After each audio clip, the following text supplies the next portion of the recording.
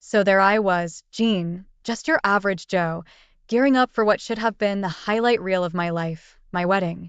Picture this small, sleepy town where the biggest event is the annual bake sale, and now, my wedding's the talk of the town. Everything was set, from the flowers to the guest list. Then, boom, 1 month out, and my world got flipped on its head. I'm not much of a tech whiz, but I had recently rigged up some security cameras around my place, just to keep an eye on things. Never, in my wildest dreams, did I think they'd catch something like this. One evening, I'm sitting there, scrolling through the footage, and what do I see? Claire, my Claire, with some other guy. I mean, it was like a punch to the gut, seeing them there in our home. Man, my mind was racing. Anger, shock, disbelief, you name it, I felt it. But then, this weird calm settled over me. I thought, okay, Jean, you've got two choices here. Confront her and watch your fairy tale wedding go up in flames, or play the long game. So, I chose the latter. I decided to keep it all under wraps, act like Mr. Oblivious. Trust me, it wasn't easy smiling at Claire, discussing wedding plans when all I could see was that betrayal. Every day was like walking on a tightrope. I had to keep my cool, go through the motions of the excited groom-to-be. Cake tasting, sure. Finalizing the guest list, absolutely. All the while, this secret was burning a hole in my pocket. You see, I had a plan. It wasn't just about calling off the wedding, it was about exposing the truth, letting everyone see Claire for who she really was. But to pull this off, I needed my inner circle. My best mates, the guys who were supposed to stand with me at the altar, they had to know. So, I spilled everything, showed them the footage. You should have seen their faces. It was a mix of horror and, we've got your back, man. As the days ticked by, I put on the performance of a lifetime, pretending everything was hunky-dory. Claire, none the wiser, was wrapped up in the wedding fever. Little did she know, her perfect day was about to turn into a nightmare. It was a waiting game, a countdown to the moment when I dropped the bomb and watched her world crumble like mine did. And let me tell you, those days leading up to the wedding, they were the longest of my life. Every hug from Claire, every kiss, felt like a betrayal. But I had to see this through. For my sake, for the sake of truth. So, there I was, a month out from D-Day, juggling the weight of this secret and the facade of the happy fiancé. But inside, I was a storm, waiting to unleash. Man, that month was something else. By day, I was the picture-perfect fiancé, all smiles and nods, discussing flower arrangements and reception menus with Claire. I played my part well, even surprised myself a bit. I'd look into her eyes, those same eyes that once spelled love, now a reminder of deception, and I'd pretend that the world was all roses and champagne. But when night fell, it was a whole different ballgame. I'd retreat into my own world, my mind a battlefield of strategies and plans. It was like leading a double life. The gears in my head were constantly turning, plotting the big reveal. It wasn't just about confronting Claire. It was about exposing her in front of everyone who mattered, our families, our friends, the whole darn town if it came down to it. Now, I wasn't going to go down this road alone. I needed my squad, my groomsmen, the guys who had been with me through thick and thin. So, I called them up, one by one, and let them in on the secret. Showed them the footage. Man, you should have seen their reactions. It was a mix of anger, shock, and this fierce loyalty. They were on board from the get-go, ready to back me up. We spent nights huddled in my living room, whispering like conspirators, mapping out every detail. We planned it down to the second, the timing, the words, the aftermath. I had to think of everything. What if Claire denied it? What if she made a scene? The scenarios played out in my head over and over. My buddies were my sounding board, throwing in ideas, thinking 2 steps ahead. They were my rock in this whole crazy scheme. Days turned into weeks, and the facade of the doting fiancé was wearing me thin.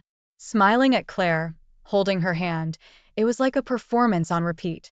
But every smile, every touch, was laced with the truth I was holding back.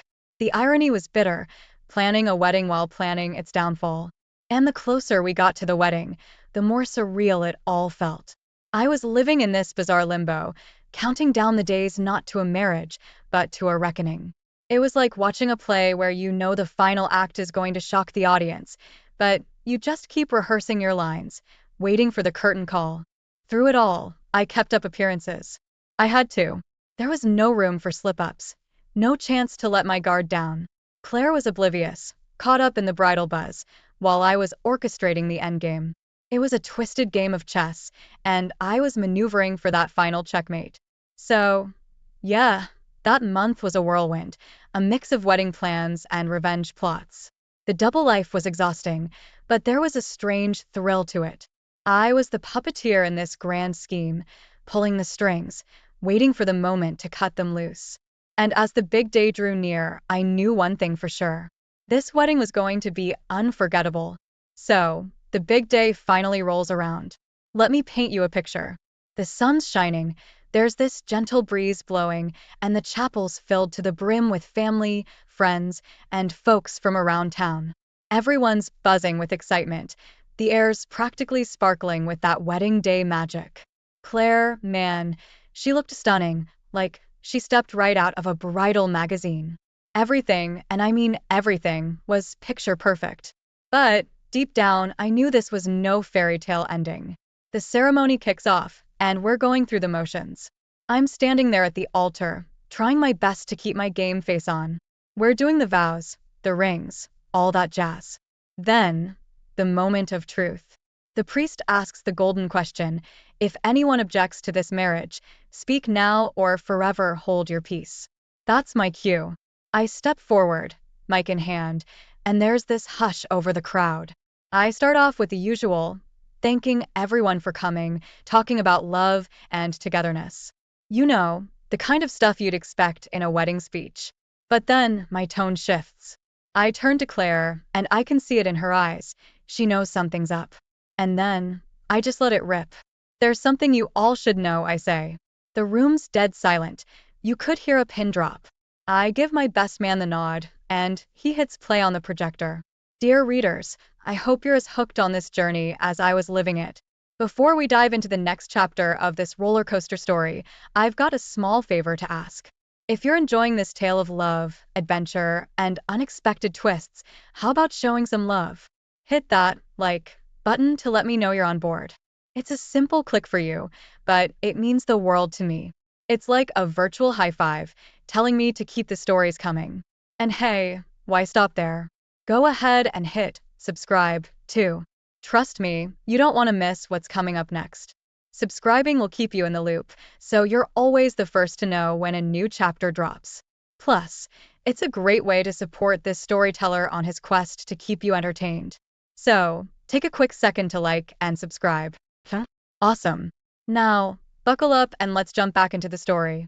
The next chapter's waiting, and trust me, you don't want to miss a beat of what's coming up next. So, there we were, in the middle of what should have been the happiest day of my life, and boom, the giant screen lights up behind us. It was like a scene straight out of a movie, except this was real life, my life, playing out for all to see. The footage rolls, and there's Claire, right there on the big screen, but not in her wedding dress. No, she's opening our front door to some guy, and it's definitely not me. The whole room goes dead silent. You could literally feel the shockwave rip through the crowd. People's faces, they were a picture. A mix of disbelief, confusion, and yeah, some gossip-hungry excitement too. And Claire, she's standing there, frozen. I mean, she looked like she'd seen a ghost. Her face was pale, her hands were shaking, the whole deal. She couldn't tear her eyes away from the screen, and neither could anyone else. The video kept playing, each second a nail in the coffin of what was supposed to be our marriage. You could see Claire and this guy, laughing, cozying up. It was all there, clear as day. I watched the crowd watching the screen, saw the realization dawn on their faces. This wasn't just some pre-wedding jitters or cold feet. This was real, raw betrayal. Then the murmurs started, quiet at first, then growing louder. It was like the room was coming to life, reacting to the bombshell I just dropped. People were whispering, pointing, some even looking at me with this mix of sympathy and respect. I guess they figured it took guts to do what I did.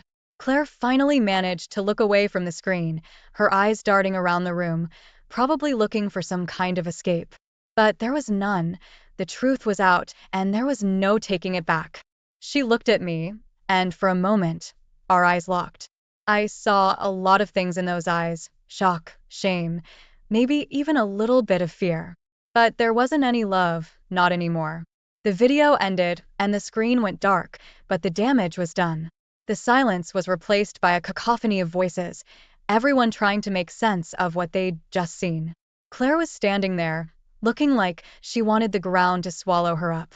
I don't think she'd ever imagined her wedding day would turn into her public unmasking. I didn't stick around for the aftermath.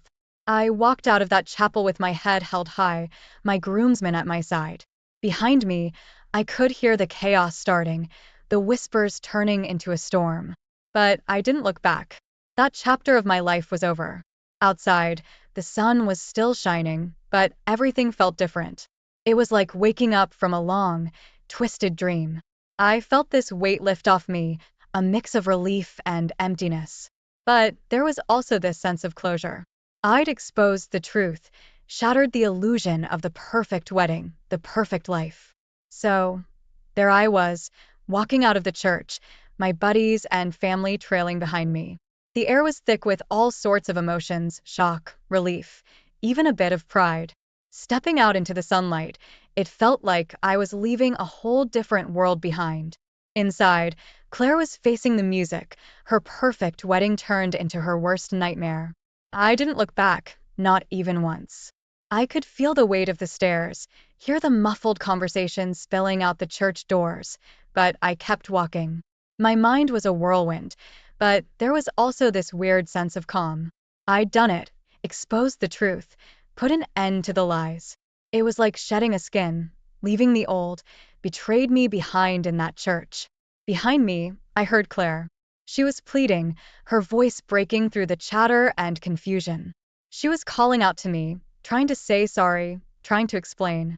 But it was too late for that. Too late for apologies, for explanations. The Claire I'd loved, the one I'd planned to spend my life with, she was just a memory now, a ghost in my past. I kept walking, the sounds of the wedding turned spectacle fading with each step. My friends were patting me on the back, mumbling words of support. My family, they were a mix of emotions, sad for me, but also proud that I'd stood up for myself. It was a strange moment, saying goodbye to a chapter of my life in such a dramatic fashion. The further I walked, the lighter I felt.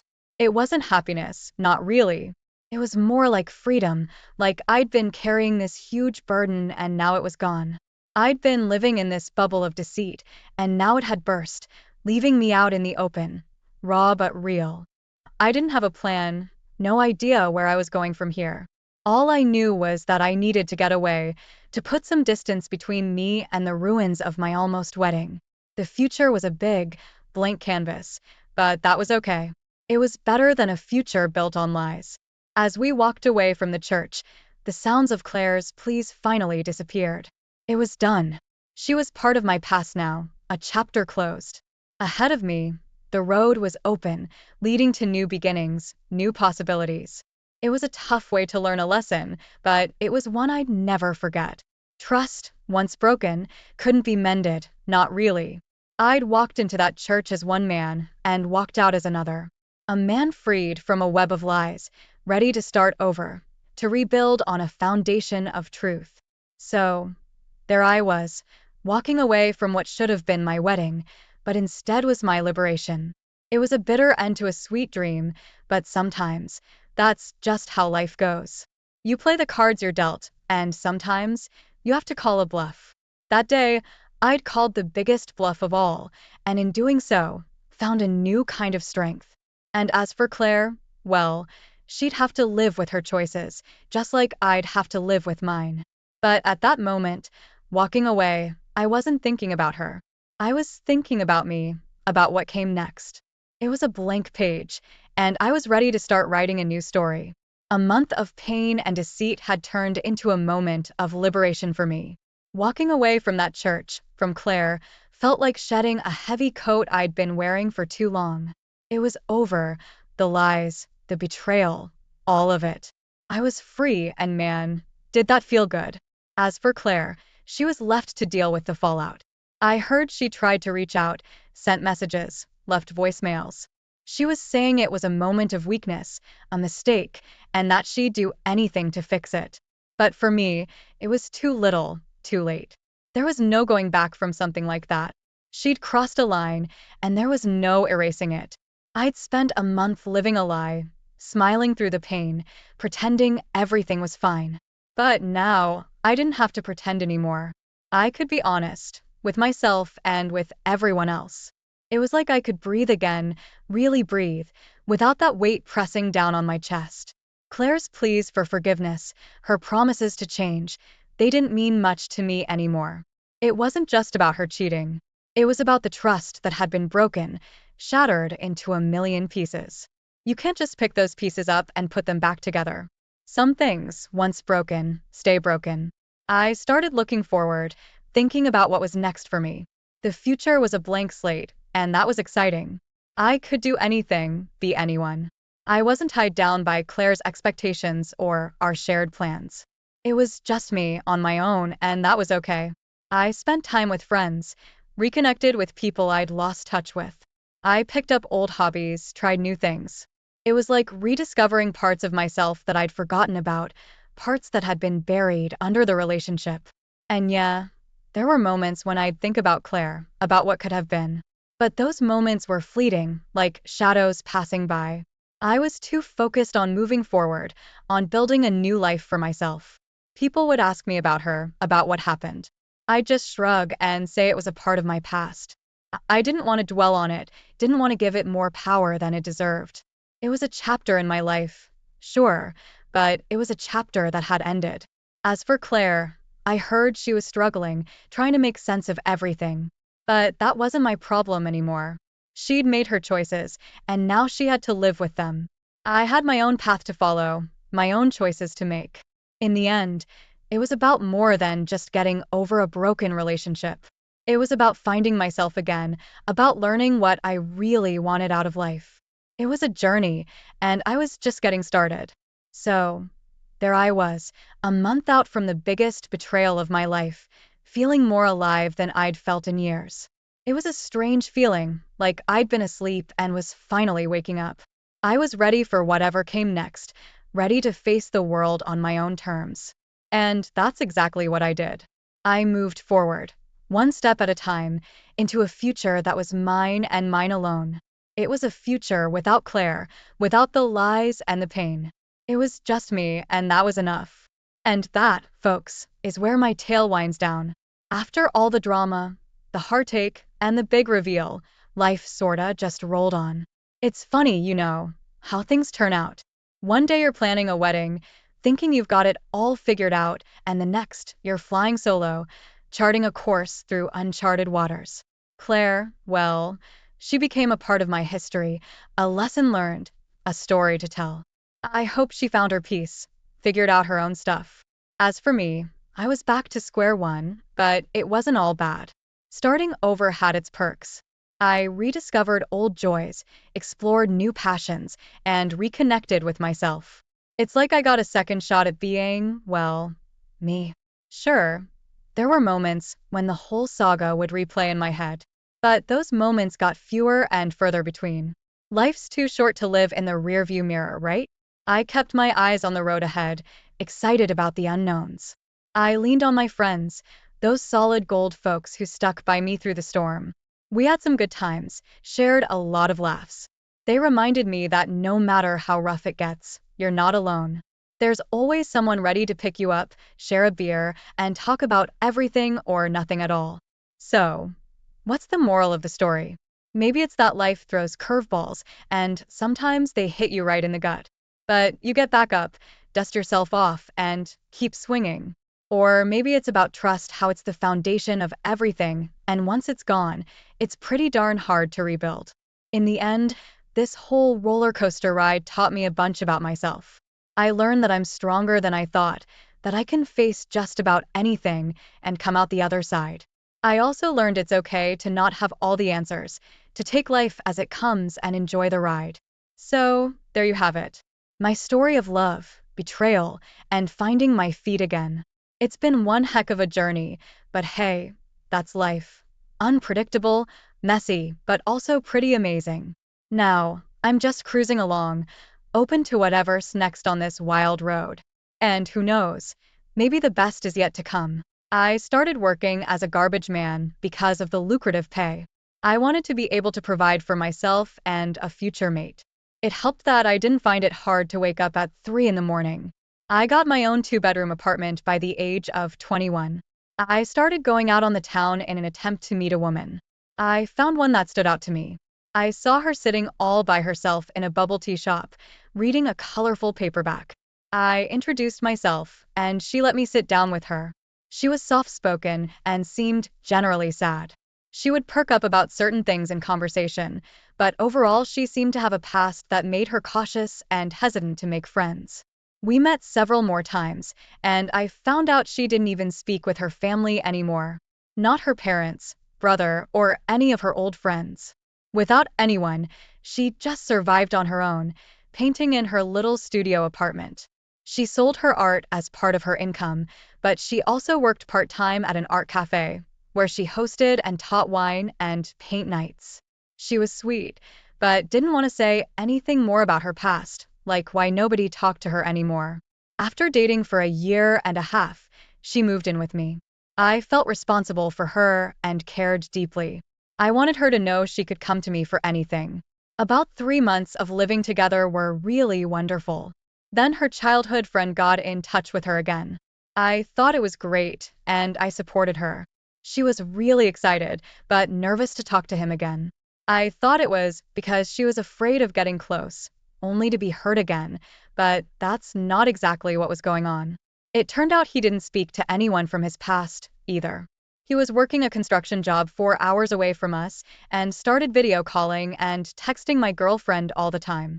I tried to remain supportive, but he was taking up a lot of her time, and it seemed way more than necessary, even if they hadn't spoken for a while. When I started thinking this way, I felt like I sounded paranoid for accusing them of falling for each other. I decided my girlfriend just wouldn't do that, especially not when I was there for her and being exactly who she needed in life.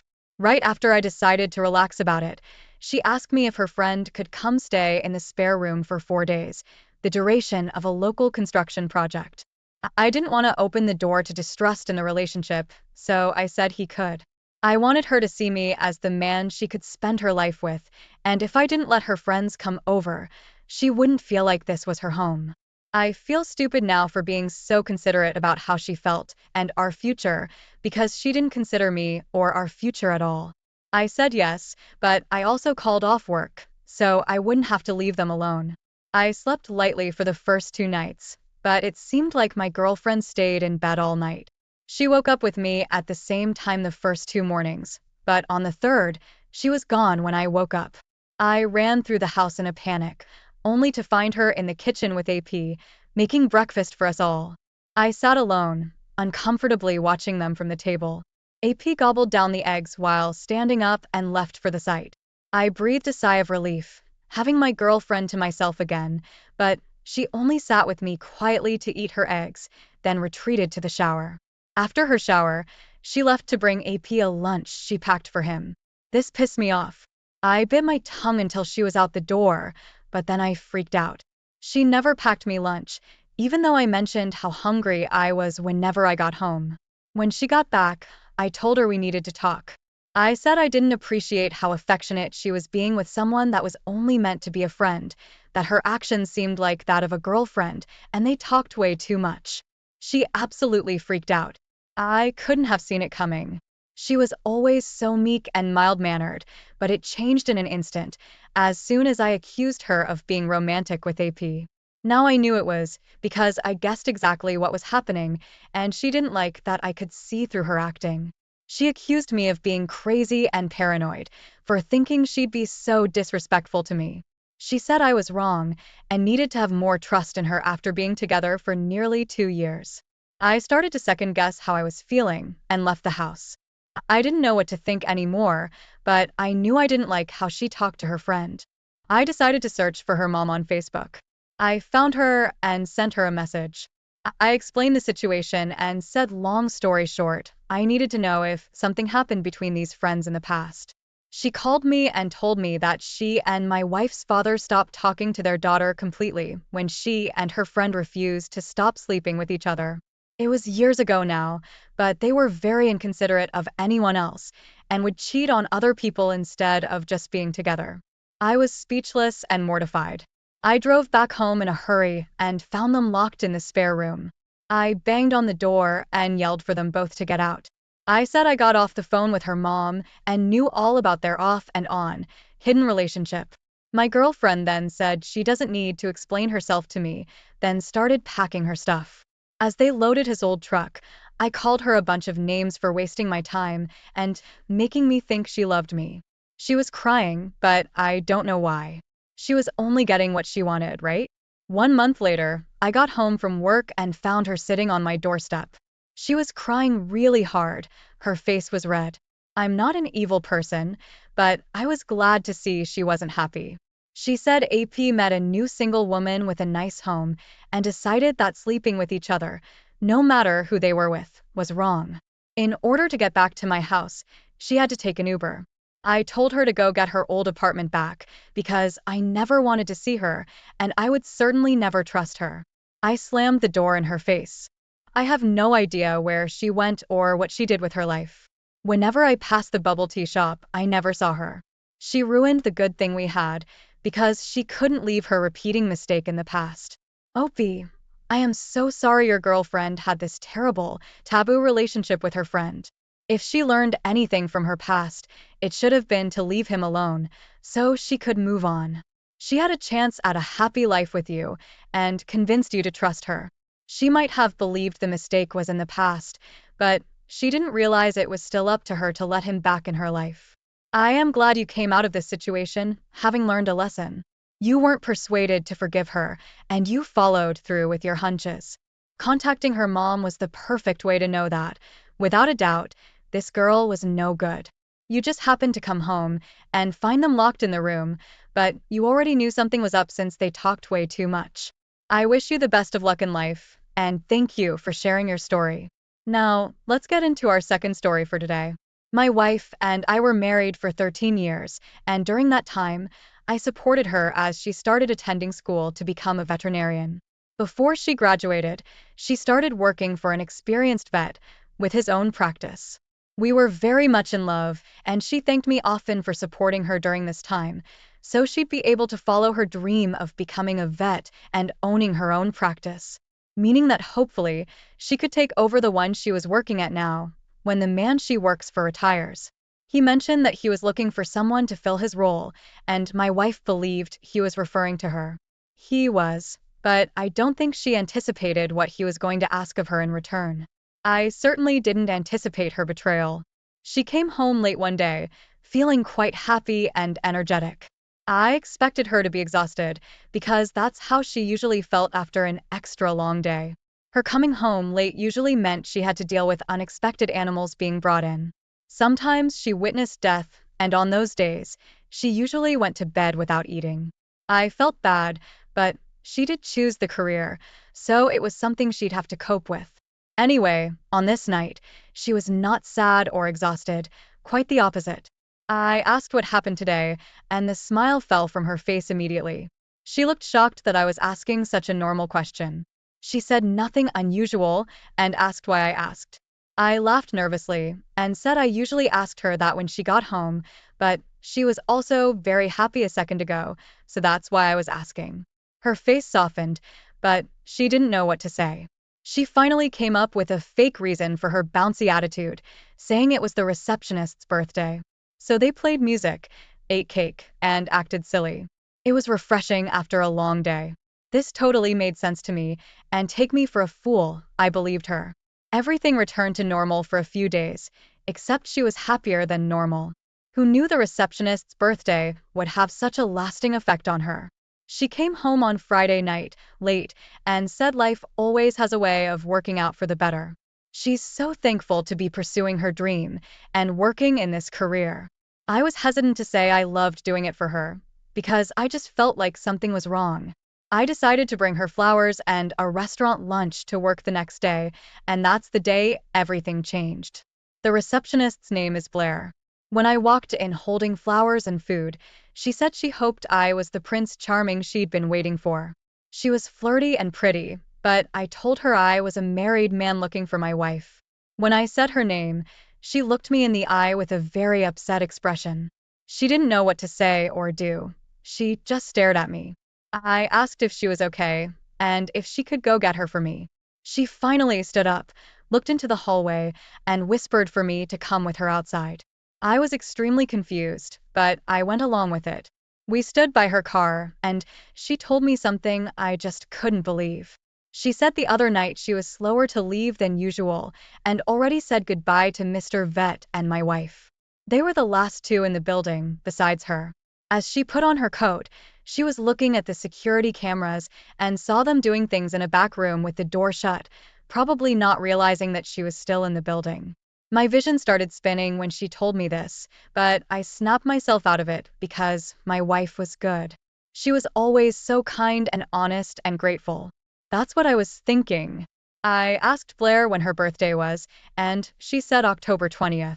It was July, so I knew my wife lied about that, but I still couldn't believe she was cheating on me. I told Blair that I needed her help. In exchange for the roses and lunch, I just needed her to stay a little late again, each night until she caught them again, so she could record the screen with her phone and send it to me. I wrote my number on the little card that came with the roses. Maybe I was flirting a little, but that's for fate to decide, she agreed. While she worked, she was uncomfortable knowing now that my wife was married and doing what she was doing.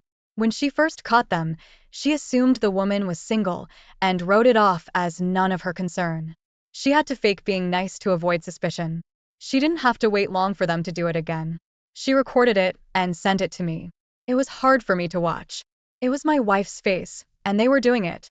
That's all I needed to see. I posted it on the internet, naming her the vet and the business name, effectively informing everyone in the town and anyone they knew. My wife was the quickest to react, but she got home and greeted me before knowing what I'd done. I asked her if she looked at her phone lately, and that's all it took. She hadn't checked it since she cheated on me just hours before. She gasped, covered her mouth, and I could tell her heart started pounding. She was shaking, and her breathing was uneven. She threw her phone at me in her frustration. She dropped to the floor, and the first thing she said was that AP was going to lose his business. I said, well, that's too bad. And my wife charged at me like she became a monster. She blamed me for it, but I said she was crazy. I told her to get out, and she was so hurt by me, for some reason, that she only grabbed a few things and left. She tried telling her family any number of stories in ways that portrayed her as the victim. They didn't believe anything she said. They saw the video and lost all faith in her. They told her she basically risked her career and marriage for nothing. She didn't have to do it, but she did, and this is what happens to people when they don't act with respect. I know all this because it was in the comments of my post. AP lost a bunch of his patients' owners. No one trusted him to behave responsibly, and husbands didn't want their wives or daughters bringing their pets there. His business took a huge hit. Without being able to pay employees, he closed his business. My wife begged me to forgive her after she accepted that her whole family hated her for sleeping with AP. When we first got married, her family was super proud of her for catching me. I refused to allow her to come back into my life because after all those years of supporting her and committing myself to her, she betrayed me for someone else. I would have been a fool to help her. She ended up moving back in with her family. She wasn't working at the time because of AP closing his practice, so she had to quickly find a job.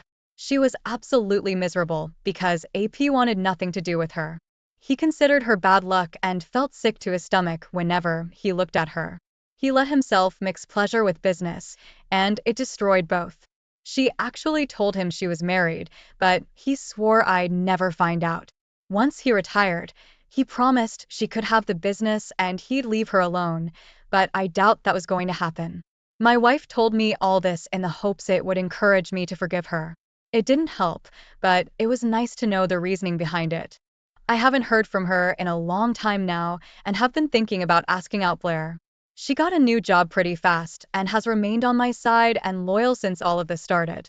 She gives me hope, and overall, I've learned that it's possible to let go of someone you once loved and trusted because unfair and unpredictable things happen in life. There are other trustworthy people out there. Opie, you've been through a shocking life event. I am so sorry your wife made a choice that rendered the 13 plus years you spent with her a waste of time. At least you learned some things, but it's extremely disappointing that she didn't honor her vows and respect you any more than that. I appreciate your attitude about it now, although it must have been very difficult to remain so resilient. I'm glad you had Blair on your side for the entirety of the event and afterward. You were both very clever to get the evidence needed to support the claims against the business. And after AP's irresponsibility and disrespect towards another man for sleeping with his wife, he didn't deserve to remain in business. Everything that needed to happen did. I'm so glad you didn't try to forgive her or keep her in your life.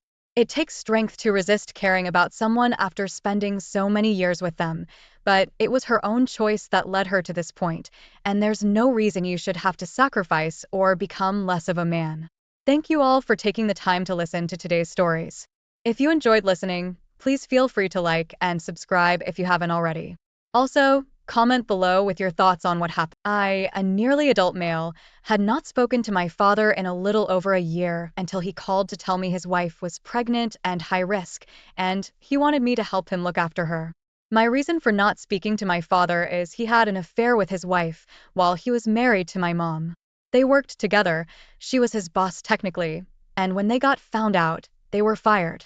She was his supervisor, and it was against the rules to be involved with someone you're in a position of power over, but they also did stuff at work, which was also against the rules. They tried to blame mom and attempted to disparage her to me and others because they were angry mom was so angry at them. My father's wife said she had done nothing wrong and didn't like the hostility aimed at her when she was an innocent party. I was a younger teen when all this went down. He brought this woman into our home, expected us to be kind to her, and accept that they wanted to be happy together. He expected me to be more welcoming than I was. I told him to go screw himself and that I didn't want to be around either of them, and they were disgusting. My father had every other weekend custody of me through the divorce proceedings, but mom and I fought and won the ability for me to decide if I wanted to go to his place or not. Once that was in my hands, I stopped all contact with him and refused to step inside his house. So he called me to tell me about his wife's pregnancy and how it's high risk. I didn't answer, but he left a voicemail. He called me back a few times until I answered. He said she's unable to work and she's home alone a lot while he works. She can't do much for herself, and he wanted me to care for her and their house. I was like, no way I'm taking care of his wife. He said if I don't want to do it for them, think of the baby who'll be my little brother. And he was like, surely you'll want a relationship with him. I said, nope, I won't ever see his new kid, and I won't be his kid's big brother. My father was saying that's not how you treat family. I told him he ceased to be my family when he decided to try and turn me against mom and brought his side piece into the family home. I told him mom had done nothing wrong. He cheated, and there he was trying to poison me against her. My father argued that it had nothing to do with me. I pointed out he made it something to do with me when he tried to use me. He protested some more and said he needed help. I said he could take care of his wife, and when it came to that, he could take care of his family and leave me alone. He lectured me about people needing help occasionally, and I'm being a little idiot about this. He said she could lose the baby if forced to do too much. I told him that wasn't my problem. Am I the idiot for telling my estranged father he can take care of his own wife? Not the idiot. Your father sounds like a narcissist. Stay away. Otherwise, he'll make your life a nightmare. He created this situation and could hire someone to care for his wife. He's also putting you in a bad position. If something bad happens to his wife, it could be anything out of your control. He will blame you and try to put that burden on you. You're not even an adult yet and should be going out and living your life. The part that gets me is his new wife saying she did nothing wrong. She had an affair with a married man, and that marriage broke up. And if she didn't do anything wrong, where are all her friends? Why aren't they rallying around her? Just what is doing something wrong, in her opinion. They're both narcissists. This is what makes little sense. Their first resort is OP. They must have lost many friends and family members over this, if they're this desperate. OP, you can work to forgive him for yourself, but that doesn't mean you have to have a relationship. Something I've learned is that not everyone deserves to be forgiven. Losing employment from a work affair with your boss is a foreseeable outcome. Alienating your kid by trying to bring your affair partner home is a very foreseeable outcome. Having a high-risk pregnancy over 40 is a very foreseeable outcome. OP, I don't know what kind of shrooms your father is smoking, but it's better to stay away, far away from him. Your dad makes decisions without considering dealing with the consequences of his actions. You aren't responsible for trying to take care of him in that. He will learn, or not, on his own time. I, female, 26, have 3 older siblings. This is about my oldest sister, Abby, 37. Abby has a son, kindergartner, and I have a daughter, toddler. Abby dealt with years of fertility issues and had probably 10 plus losses. Then she had her son, of course. He was Abby's miracle rainbow baby. We were so happy for her. But then it leads to Abby spoiling her son and letting him get away with everything because he's a miracle and he's special. Because of that, everyone has always bit their tongue when it comes to her son. On Saturday, I had my daughter's birthday party. It was mostly family, and a few of my close friends were invited. I invited Abby and her son, because everyone else in our family was invited. So, I felt bad excluding her. We had different activities for the kids to do. Abby's son didn't like any of them. He was upset none of the presents were for him. He didn't want to eat any of the food we had. He then decided to try to push the cake off the table because he was mad the cake wasn't his. I got super upset at Abby for allowing her son to act that way. She went on to say her son is special. I said her son is only special to her, which is understandable. But to everyone else, he's a spoiled brat, which shouldn't be overlooked because he was your special miracle baby. Abby called me a witch and left crying. A few family members have since called me an idiot because I've never dealt with a miscarriage. So, I don't understand how painful it was for Abby to deal with years of that before her son. It's not like I don't realize her son is special to her, but it doesn't give the excuse for Abby to allow him to act like a spoiled brat. Not the idiot, and you're 100% correct. While he is her miracle baby, no one else in the world will coddle him, except her. And she's raising him to be a spoiled, entitled brat, which will only bring him issues later in life. He needs manners and discipline, and your sister needs a wake-up call.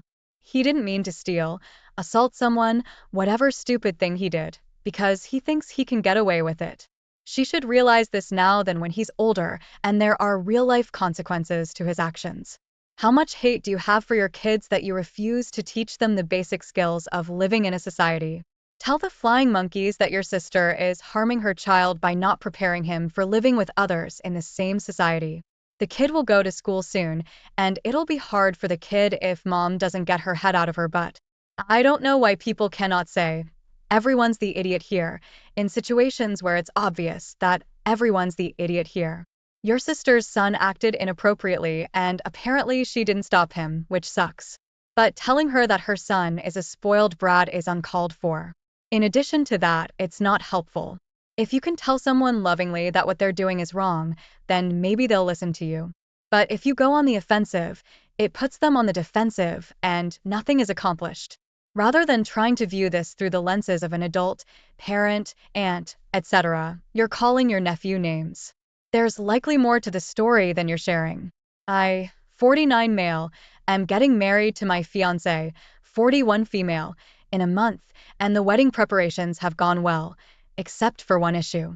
My fiancé's family is primarily conservative and thus unsupportive of same-gender relationships. My fiancé's siblings plan to bring their children to our wedding. They obviously wouldn't want their kids to witness a gay couple at our wedding. Then they'd need to explain the situation to them. So we decided to disinvite my son's 21 partner and his 20s male from our wedding to avoid such issues. I thought my son would be mature about it and understand our side. But instead, he kicked up a huge fuss about it, saying that I'm an idiot and embarrassed by him, and that if his boyfriend can't attend the wedding, then he won't either. He's being really unreasonable, especially because he and his boyfriend haven't even been together for that long. So it's not like he's really entitled to be invited to any family events yet. And my fiancé does take my side. However, my son is vehement that I'm an idiot and even got his mom, my ex-wife, to essentially gang up on me about this issue. Am I the idiot? Edit. My fiancé and I don't plan to hide it, per se, but it doesn't mean it needs to be thrown into their faces either. You are the idiot. You made a major mistake and uninvited the wrong people. The bigot should be told not to come, not your son's partner. If your fiancée is defending her family's bigotry over your son's existence, then the one person you should have uninvited was her. You've essentially told him that you're ashamed of his perfectly normal lifestyle. I hope you're ready to be iced out of his life if you continue down this path. Oh, they're conservative? No, sweetie, they're toxic idiots. And by you thinking it's acceptable to cater to that crap, makes you a toxic idiot as well. You've just shown your son where your loyalties lie, with your coward fiancée and her awful family, instead of your own child. Don't be surprised when you're not invited to his wedding someday. He's correct. He's not the immature one here. That would be you. Forget the wedding. What about the rest of your life? Who marries someone who thinks his child is a deviant monster? Who invites a room full of people to say anything if they think your child is evil? It's not just the wedding. The poor kid's dad straight up chose a family of ignorant bigots over his own child. It never ends. It's never about alienating a person for a single event. It's about alienating them for the remainder of your combined lives. Sorry, son, you can't come to Christmas this year because I have to choose my nieces and nephews from my second wife's family over you, because you have the big gay. I don't know how to explain to my bigot in-laws that love is love. Your son would be a fool to ever speak to you again. Hope your marriage works out, because it's all you'll have in your life. I, 26, female, live in England. I own my home and understand that I'm fortunate, but I also worked hard for it. Any money I received or earned while working part-time till graduation went into my savings account. Most people on my street are social housing tenants. I'm still determining what that is, but they've explained that you're eligible for the scheme if you're on a low income. It's more secure than the private sector, as you mostly get assured tenancies, even though there are different tenancy types. For a while, I got on well with my next-door neighbors, Emily and Ben. They also have 3 kids, a young male teen, a female tween, and a female preschooler. But soon I started experiencing a lot of problems from next door. I work from home often, and I could hear shouting next door, constantly. Ben is 5 feet 11 inches, 145 kilograms, and quite loud and intimidating, and I could hear their kids screaming and crying. I had to ask them to lower their voices daily, and I even explained that I work from home. The next set of problems revolved around the young teen's son. I spotted their son climbing over a wall to get into my garden to get his football back, which at first I ignored it. Then, after it happened 10 times, I finally decided to speak with his parents, and I can't remember what I said entirely. Still, it was something like, "Hey, I just wanted to have a word as I've seen your son trespass 11 times to get his ball from my garden. I would appreciate it if you could get him to stop, as he is trespassing, and if he just came around to the front to knock on my front door and asked for his ball back, I would happily collect it for him." The neighbors apologized and said they'd make sure that their son didn't do it and knocked. Their son did it again a few days later while I was in my lounge. I walked into my garden, which made him jump, and spoke with him.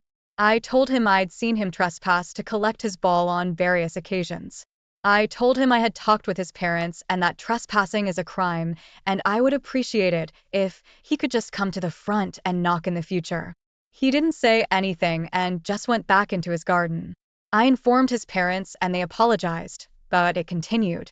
I got fed up with it and decided to invest in CCTV. Finally, I wrote a letter to residents on my road to give them a week's notice that CCTV is being installed at my address, and it'll cover my entire garden, and it will also cover my doorway. I also wrote that I'm getting a Ring doorbell camera. After installing CCTV, I thought it would stop the kids from trespassing. It continued. I saved the footage. filed a police report against the son for trespassing, and sent all my evidence to the police. I knew there was a strong chance that nothing would happen, but I just wanted the son to have some responsibility. When my neighbors found out, they were angry as heck with me, and since then, our relationship soured. My siblings found out about this, and think I'm a total idiot for this. Am I the idiot? You are the idiot. How is this kid retrieving his ball from your yard hurting you? Also, you made a big deal out of telling them not to bother you because you work from home, but then you're telling them, but have your kid knock on my door to get his ball back. Your relationship with your neighbor soured because you're being needlessly petty and hard to live around, and you called the police on them because a child was retrieving a toy. Congrats. Low-income housing isn't a scheme. It keeps the lower-income people, usually families, from homelessness. Legally, you aren't an idiot, but as a neighbor, you are for sure. The kid sounds like he has a rough home life and is just getting his ball out of your garden. He doesn't probably talk to any adult in his life, much less a guy who keeps complaining about him to his parents. If he's not wrecking anything in your garden, you are the idiot for making his life harder. Yeah, Opie comes across to me as someone who wanted to live in Kensington, but couldn't afford it, and is now disgusted that she has to live with people with low incomes. If he knocked on your door every time he needed the ball back, you'd just complain about that too, since it would interrupt your work from home. It's a kid and his ball. Good lord, lady. 27 male, am engaged to Sky, 26 female, and we have our bridesmaids and groomsmen already chosen. My groomsman will be Sky's brother, Kai, a great friend of mine, and my best friend, Nick. Sky has her two closest friends as bridesmaids. I have a 24-year-old stepsister, with whom I'm not close, and Sky is maybe seen twice in our 7-year relationship. She's not in the wedding. She's just a regular guest. This bothered my dad's wife, and she offered us $3,000 toward the wedding to include her daughter. We turned her down. Sky left the decision to me, and I didn't even need to consider it. My dad and his wife are saying I'm unreasonable and I should accept the compromise because her daughter was 4 years old when I became her brother, and they know she feels hurt that she wasn't asked to be a bridesmaid. They said she'd be crushed on the day, seeing Sky's brother as my groomsman, and knowing she wasn't asked to be a bridesmaid as my only sibling. I told them Sky and Kai are close, and Kai's one of my closest friends. Sky's met my stepsister twice, and I never felt close to her. They said the money should have made an enormous difference, and offering that compromise was more than generous. Am I the idiot? Not the idiot. The wedding party is who the bride and groom feel most deserve the honor, and who they want standing with them. It was honestly lovely of the bride to leave the decision up to you, as it's her bridal attendance the stepsister would be part of.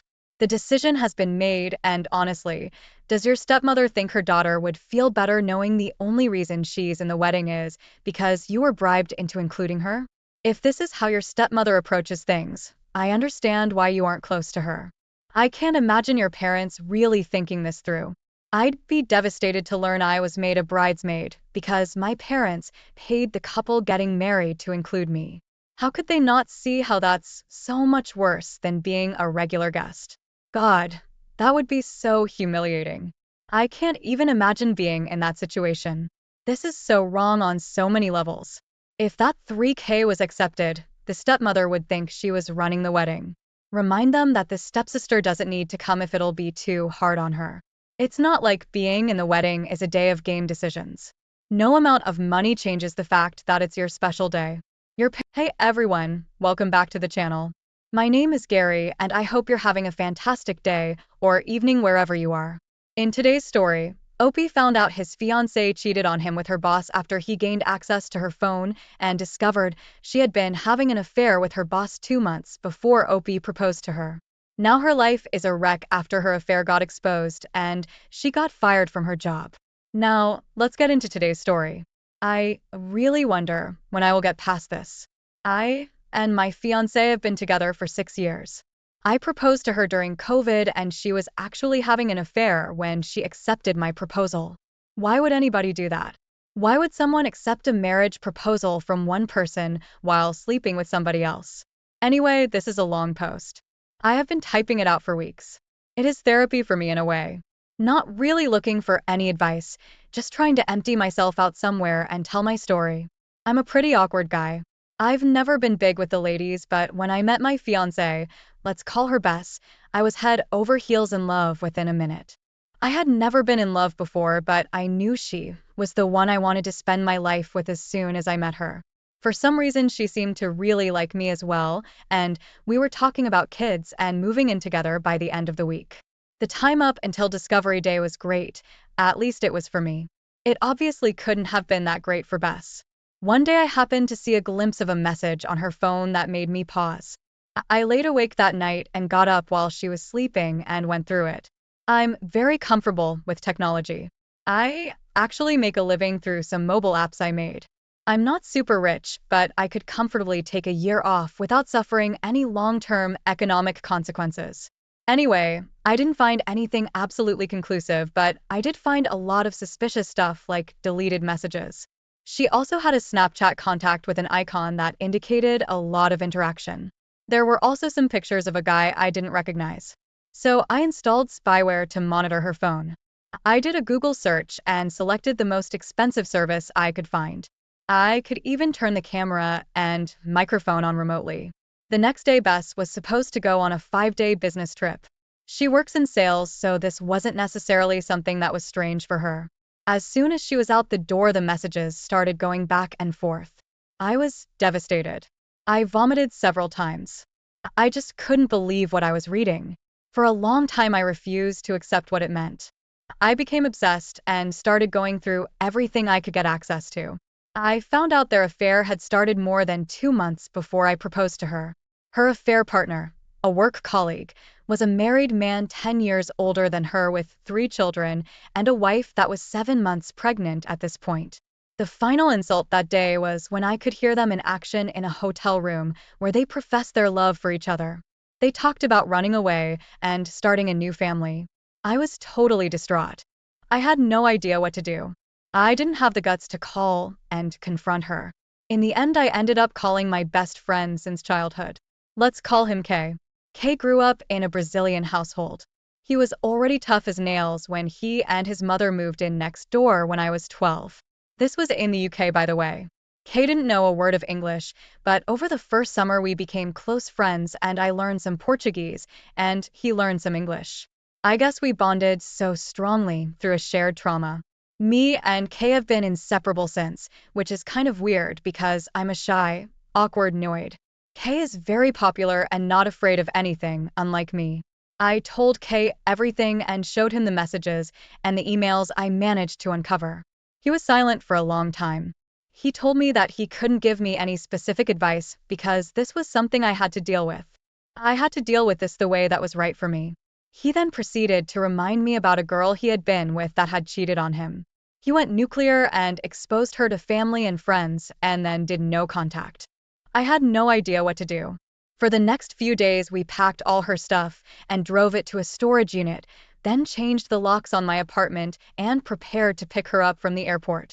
Bess was all happy and laughing when she got into the car, but then she instantly noticed that something was wrong with me. I just told her I wasn't feeling well. Kay smiled at her and told her I had a fantastic surprise planned for her at her parents' house. I didn't say anything, not a single word the entire trip. I tried to not let her see my face and I faked a smile as best as I could.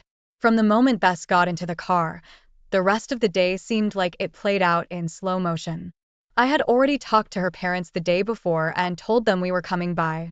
I told them I had a surprise announcement to make. When we arrived, there were hugs and smiles, and I almost backed out at that point. I love her parents. They've been so good to me and always made me feel welcome. Soon Bess was sitting on the sofa in between her parents. At some point, someone asked about the big surprise. Kay encouraged me to go on. I started off by telling her parents how fond I was of them and how grateful I was that they had welcomed me into their family and treated me in such a way that I always felt welcome. Then I choked up for a few minutes. I had this entire speech planned out. It was eloquent and composed. I totally forgot my speech, so I just blurted it out. Bess has been cheating on me with a work colleague that has kids, and his wife is 7 months pregnant. The engagement is off. The wedding is off. Our relationship is over. Bess, Your stuff is in the storage container. I just dropped the key on the floor. This is goodbye forever. I walked out while everyone was just sitting there silent. I heard Kay tell them that I needed time to heal and to not contact me unless it's absolutely necessary. In the car, Kay told me to post to the Facebook group. The Facebook group was where we were planning the wedding. Everybody was on there. My entire family, her entire family, friends, everyone. I posted a short message almost identical to what I told her parents and then disconnected from the group. Kay kept telling me he was proud of me, that one day I would look back at this and be happy that I stood up for myself. I was just stunned. Nothing about this felt good or real. The next planned stop was the affair partner's wife. When she opened the door, I just blurted it all out and didn't even introduce myself. I'm pretty sure she slapped me at some point. As I gave her a thumb drive with the evidence on it, her husband came around the corner behind her. His wife immediately started screaming and told him to get lost and not come near her. He tried making excuses, but as soon as he took a step forward, Kay was right up in his face instantly. You heard the lady. Get out. After a bit more back and forth, he eventually packed a bag and scuttled off. Kay talked to his wife for a while, and I was just trying to process my screwed up life in my mind. In the end, we were invited inside the house of Kay's mother and agreed to spend the night there until her father could arrive the next morning to pick her up. She was scared her husband would turn back up, and she did not want to be alone. Inside, I was treated like I had turned invisible. No one saw me or noticed me. I just sat there crying silently. I understand she was in a much worse situation than me because I was not married and did not have kids. At some point, they all fell asleep while I still sat there crying. I decided that I was going to just end it. I started looking for pills, but I couldn't find any. I just couldn't get my head around what was happening. Her father arrived at 5:30 in the morning, and I opened the door to let him in. He calmly asked me some questions and if I was okay. He then went inside to find his daughter while I just stood there holding the door. Shortly after, Kay came out to talk to me. I stared at him for a minute, then I just passed out. I woke up in the hospital, and it's now been 3 months since this happened. Kay stayed with me the first few weeks after I returned home because he was scared I was going to try and off myself again. I haven't talked to my ex-fiancée ever since. I changed my phone number and blocked her email address and all access on social media. She has come to my door a few dozen times. She talks through the door, sometimes for as long as 4 hours. She talks about how sorry she is and begs for forgiveness. She has told me that she has broken it off with the affair partner and that the affair partner's wife is divorcing him. She also said that she's been fired because the affair partner's wife reported them to HR. Update. I ended up deciding to try to talk to her parents to see whether or not they could get her to stop coming to my door. I don't really care what her reasons are. I don't care what she wants. I realize now that my perception of her and who she actually is in real life are two different people. I just want her out of my life, so I can move on. Anyway, before I was ready to talk to her parents, her dad showed up at my door. He had a 6-pack of my favorite beer and he asked if we could talk. I said sure and told him I'm on my way out. Maybe we could walk and talk. I didn't want him to come inside, not just because I've been a mess and my apartment reflects that, but I didn't want to let him in and maybe suddenly his daughter would be at the door or something. He popped 2 bottles of beer and he just started to talk. Initially, he apologized on behalf of his daughter. Then he told me that his wife and daughter had been pressuring him to go see me to somehow get me to talk to his daughter. He told me that his daughter was spoiled and selfish and that he hoped that for once she would have to face the full consequences of her actions. Maybe he hoped she could be a better person in the future. Final update. I asked him if everything was okay between us, and he said there were no problems at all, but jokingly said maybe it was time for him to get a divorce. Apparently, the confrontation between him and his wife and daughter didn't go that well after meeting me, but this time he told me he wasn't going to back down. This seemed to be a fight that had been a long time coming for him. As for Kay, he has been great as he always is. He has been supporting me and encouraging me all along. Now that I am out of it, I realize how right he was that one day I would be proud of what I had done. I stood up for myself, something I usually never do, and I feel awesome about it. I will 100% do it again in the future when necessary. My ex showed up again at my door, and I actually talked to her this time. She begged me to let her in so we could talk. I told her okay, but I had some things to do and that I would meet her at a local park in a half hour. I didn't want her inside my mess, and as some of you pointed out, maybe she could make some accusations or something if I met her alone. Strangely enough, I wasn't nervous and felt kind of good actually. Anyways, I went to the park and she was there crying. I sat down and we had some meaningless small talk. She tried to interrogate me about what me and her father talked about. I told her that was private between me and him and frankly, none of her business. I was starting to get bored, so I asked her what she wanted to talk about. She then went into this hour-long tirade about how sorry she was that she loved me so much. I told her that I forgive her because I don't want to carry that anger, hatred, and hurt anymore. Getting back together, though, that is never going to happen. People who love other people don't do what she did to me. I can never trust her again. She cried hysterically, and I sat there and watched. It was strange, because I have never felt that detached from anybody. I called her dad to come get her, and I told her that I hoped she would get some counseling and fix herself. Something was obviously broken inside of her. Then I got an Uber, and I went to the local animal shelter and adopted a kitten. I named the kitten Shiny. Kay joked that he was blinded by my new shiny spine. The kitten's name is Shiny to always remind me to stand up for myself. I am happy I managed to take the high road and just be honest with her without yelling or calling her names. I've been playing with my amazing kitten, having a lot of fun, and Kay is coming over later to play some video games and swing down some beers. I am sad about my ex. I feel sorry for her. I will miss the good times we had, but I am also relieved that I am done with this now. I received some hard, uncomfortable truths from some of you, but it was what I needed to hear. Wow, Opie, I'm very happy to hear about the support system you've had around you during this difficult time period in your life. Your friend Kay sounds like a great lifetime friend to have around. Also, you definitely can't go wrong with having a kitten to keep you some company.